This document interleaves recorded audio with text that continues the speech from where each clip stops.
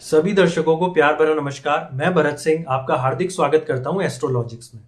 हमारी सीरीज चल रही है करियर के ऊपर। इसी क्रम को आगे बढ़ाते हुए आज हम यह देखेंगे कि डॉक्टर बनने के योग किस प्रकार देखे जाएं। इन योग को अच्छे से समझने के लिए हम एक डॉक्टर की वास्तविक कुंडली का भी अध्ययन करेंगे। तो आइए शुरू करते हैं।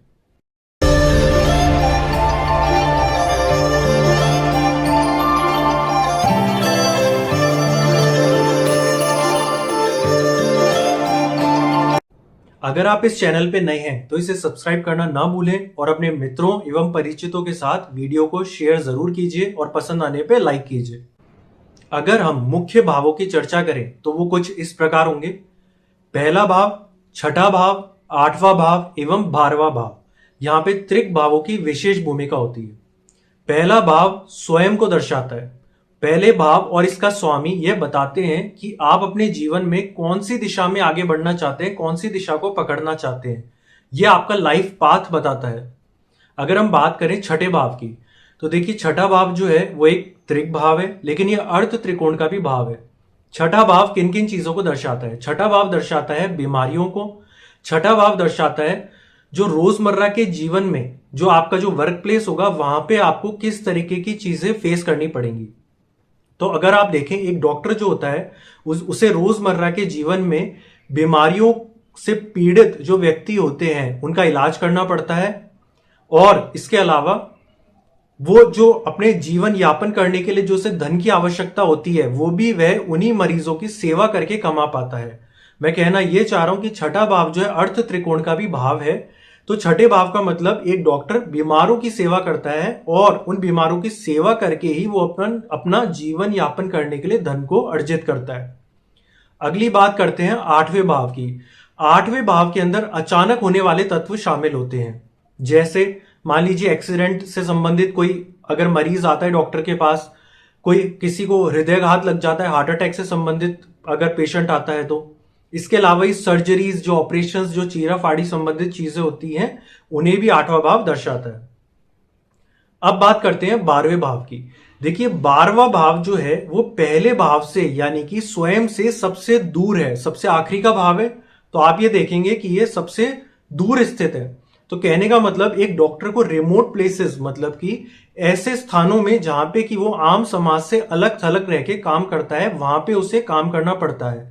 तो 12वां भाव जो है वो हॉस्पिटल को भी दर्शाता है, क्योंकि यहां पे एक डॉक्टर को अलग थलग रह के मरीजों की सेवा करनी पड़ती है। जिन राशियों की मुख्य भूमिका रहेगी इन योगों को बनाने में, वह मुख्य राशियां हैं। पहले जल तत्व की राशियों की बात कर लेते हैं हम।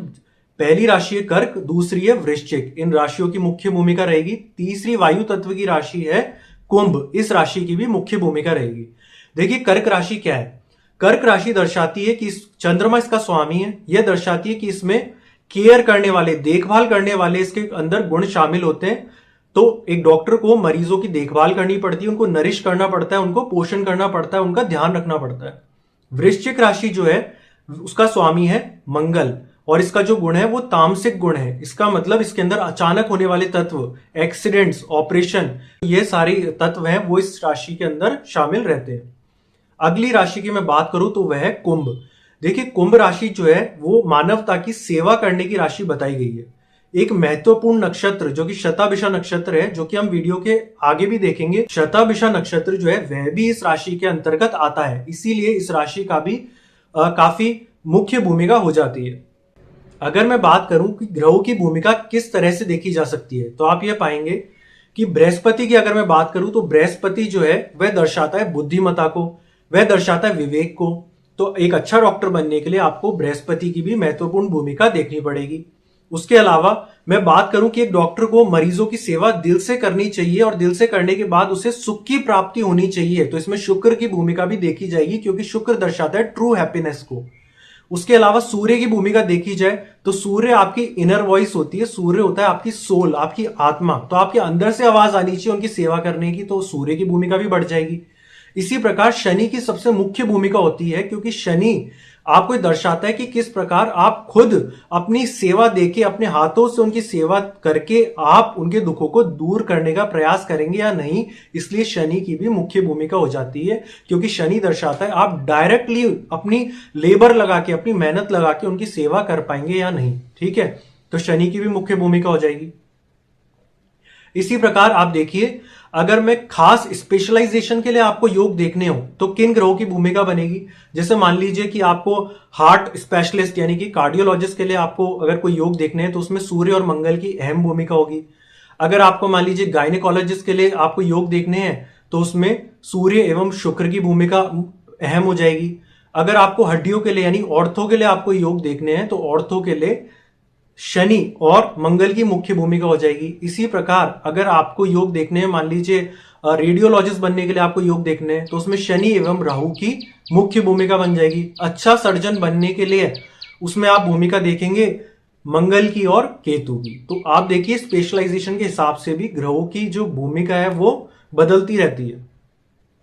ग्रहों के बाद अगर हम सबसे महत्वपूर्ण भूमिका देखें तो वह होती है नक्षत्र की। पहला नक्षत्र है अश्विनी नक्षत्र। अश्विनी नक्षत्र के देव हैं अश्विनी कुमार। अश्विनी कुमार दो जुड़वा भाई हैं जिन्हें की देवताओं का चिकित्सक भी कहा जाता है।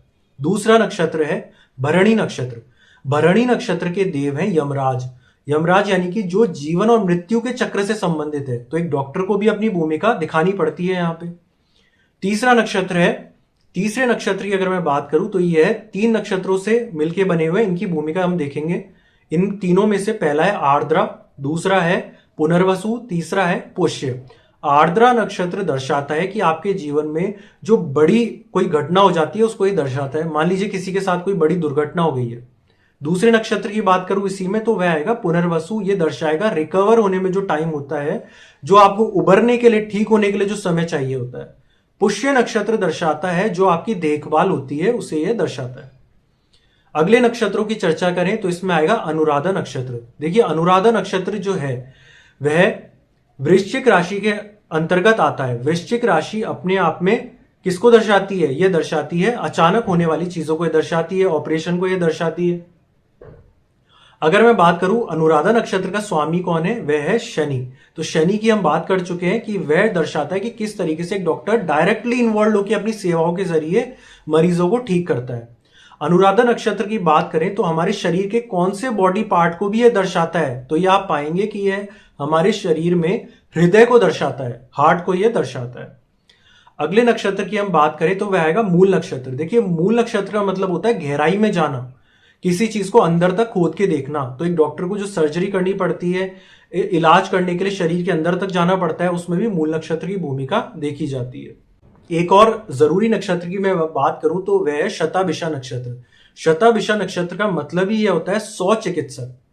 तो आप देख सकते हैं किस प्रकार नक्षत्र की भी अहम भूमिका होती है। अगर आपको देखना है कि योग किस तरीके से बन रहे हैं तो आप इन भावों को जो हमने चर्चा की है, राशियों की और नक्षत्र, इन तीनों में मिलके जो योग बनेंगे उनसे आप योग बना सकते हैं। इनके अतिरिक्त अगर मैं कुछ मुख्य और योगों की चर्चा करूं तो उन्हें आप इस प्रकार देख सकते हैं।